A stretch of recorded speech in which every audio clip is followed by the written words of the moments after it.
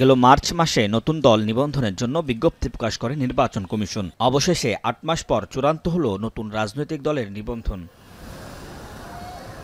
মঙ্গলবার রাজধানীর আগারগাঁওয়ের নির্বাচন ভবনে ইসির সিনিয়র সচিব আখতার আহমেদ বলেন, জাতীয় নাগরিক পার্টি, বাংলাদেশ সমাজতান্ত্রিক দল, মার্ক্সবাদী ও বাংলাদেশ আমজনগণ পার্টিকে নিবন্ধন দেওয়ার বিষয়ে সিদ্ধান্ত নিয়েছে কমিশন। পুনঃতদন্ত করে আমরা যে সিদ্ধান্তে কমিশন এসছেন, ৮টা দলের সঠিকতা না পাওয়ার জন্য নামঞ্জুর করা হয়েছে। তাহলে আমরা ৩টা দলের কাগজপত্র সঠিকতা পেয়েছি এবং সেই ৩টার দল হচ্ছে বাংলাদেশ সমাজতান্ত্রিক দল মার্ক্সবাদী, বাংলাদেশ আম জনগণ পার্টি এবং জাতীয় নাগরিক পার্টি এনসিপি। এছাড়া হাইকোর্টে রিট চলায় সিদ্ধান্ত আসেনি নিজামে ইসলাম দলের বিষয়ে। একটা রাজনৈতিক দলের বিষয়ে আপনার বাংলাদেশ নিজামে ইসলাম পার্টি, তাদের ব্যাপারে মাননীয় হাইকোর্টের দায়েরকৃত রিট একটা আবেদন আর রায় প্রাপ্তির পরে এটা সিদ্ধান্ত নেওয়া হবে।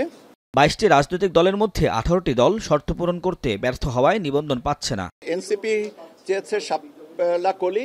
ওমর ফারুক, এখন, ঢাকা। পরিবর্তনের জন্য অনুরোধ করেছে, সেটা